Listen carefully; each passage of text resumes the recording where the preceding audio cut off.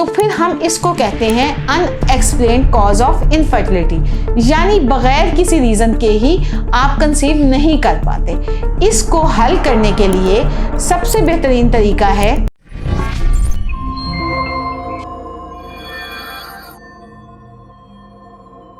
अस्सलाम वालेकुम, doctor Sumbal Afzal, consultant gynaecologist and infertility specialist.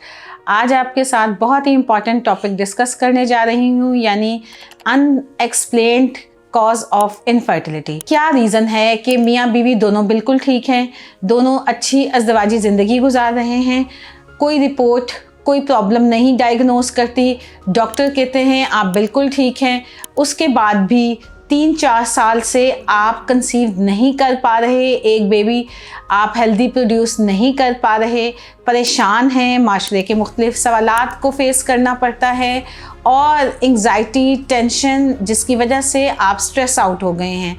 Recently एक कपल मेरे पास ओपीडी में आया, उसने मुझे कहा डॉक्टर सुंबल हम बहुत परेशान हैं, मतलब हमारे पास किसी चीज़ की कमी नहीं है, हमारी जॉब्स अच्छी हैं, फाइनेंशियल अच्छा है, हम दोनों आपस में बड़ा खुश अज़दवाजी ज़िंदगी गुजार रहे हैं, मगर फिर भी इतने सवालात हैं कि हम परेशान हो जाते हैं कि पिछले 4 साल से हम कंसीव नहीं कर पा रहे। हम बहुत सी डॉक्टर्स के पास गए हैं, हमारे टेस्ट हुए हैं, हमारी रिपोर्ट्स हुई हैं, अल्ट्रासाउंड हुए हैं, मगर किसी में भी कोई ऐसी रीज़न नहीं मालूम पाई कि जिससे हमें पता चले कि हमारी रीज़न क्या है, कि हम प्रेग्नेंट क्यों नहीं हो पा रही हूँ मैं, और क्यों मैं बच्चा पैदा नहीं कर सकती। इन सारे सवालों के जवाब देने के लिए ये मैंने वीडियो आपके साथ शेयर की है। देखिए, मैं आपको बताती हूँ कि कंसीव करने के 3 तरीक़ेकार हैं, 3 स्टेप्स हैं। यानी फ़ीमेल में पहले अंडा बनता है, उसके बाद अगर अंडे की क्वालिटी अच्छी होती है तो वो आपस में, जब आपस में आप मिलाप करते हैं तो स्पर्म के साथ फर्टिलाइज़ होता है। फर्टिलाइज़ होने के बाद एम्ब्रियो बनता है और एम्ब्रियो ट्यूब से गुज़र के फिर बच्चेदानी में इम्प्लांट हो जाता है और हम कहते हैं कि अब आपकी प्रेगनेंसी पॉजिटिव आ गई है। मगर इन 3 स्टेप्स को पूरा करने के लिए हम अल्ट्रासाउंड पे सबसे पहले पेशेंट का देखते हैं, फीमेल का, कि एग कैसा बन रहा है, उसकी क्वालिटी कैसी है, फिर वो रप्चर हुआ कि नहीं, फिर वो स्पर्म जो उसके साथ अवेल हुआ, उसके साथ फर्टिलाइज हुआ, एम्ब्रियो बनाया और इम्प्लांटेशन हुई। मगर क्या वजह है कि इन सारी चीज़ों को फुलफ़िल करने के बावजूद भी आप कंसीव नहीं कर पा रहे? ये सारी रीज़न एक माइक्रोस्कोपिक लेवल पे आ जाती है। यानी एग तो अच्छा बना, वो रप्चर भी हुआ, मगर क्या वो फर्टिलाइज हुआ, क्या वो एम्ब्रियो बना, क्या वो ट्यूब से गुजरा, क्या वो यूट्रस में इम्प्लांट हुआ?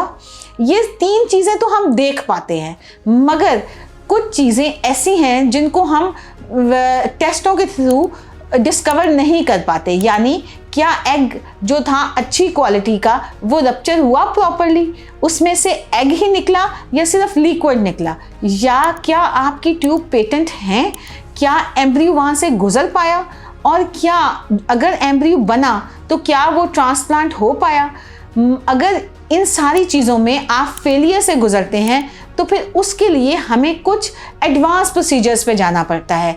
यानी अगर कोई कपल 2 साल से आपस में अच्छी लाइफ गुजार रहा है, उसके बावजूद भी वो कंसीव नहीं कर पाता, तो फिर हम इसको कहते हैं अनएक्सप्लेन्ड कॉज ऑफ इनफर्टिलिटी, यानी बगैर किसी रीज़न के ही आप कंसीव नहीं कर पाते।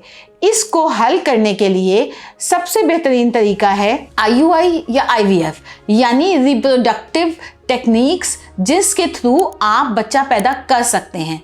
उसमें 2 तरीक़े इलाज हैं। हम आपको इंट्रायूट्राइन इंसेमिनेशन यानी IUI का सजेस्ट करते हैं, या कुछ कपल्स को IVF का सजेस्ट करते हैं। अब देखना ये है कि आपके लिए बेहतर IUI है या IVF है। मगर अगर जो कपल कंसीव नहीं कर पा रहे तो बेहतर है कि टाइम वेस्ट करने की बजाय आप अपनी कंसल्टेंट डॉक्टर से, जो इनफर्टिलिटी स्पेशलिस्ट हैं, उनसे रब्ता करें ताकि वो सॉर्ट आउट करके बताएं कि किस लेवल पे प्रॉब्लम आ रही है। और अगर कोई कपल कंसीव नहीं कर पाता तो टाइम वेस्ट करने की बजाय बेहतर है कि वो ये असिस्टेड रिप्रोडक्टिव टेक्निक्स की तरफ ज़रूर जाएं। वरना बग़ैर किसी वजह के जाने हुए ही आप परेशान रहेंगे कि आप बच्चा पैदा नहीं कर पा रहे, आपको माशरे के मुख्तलिफ सवालों को फेस करना पड़ता है। अगली वीडियो में मैं आपको बताऊंगी कि IUI या IVF कौन सा तरीक़ेकार और कौन सा तरीक़े इलाज आपके लिए बेहतरीन है। मेरी वीडियो को देखें, शेयर करें, लाइक करें, सब्सक्राइब करें। शुक्रिया।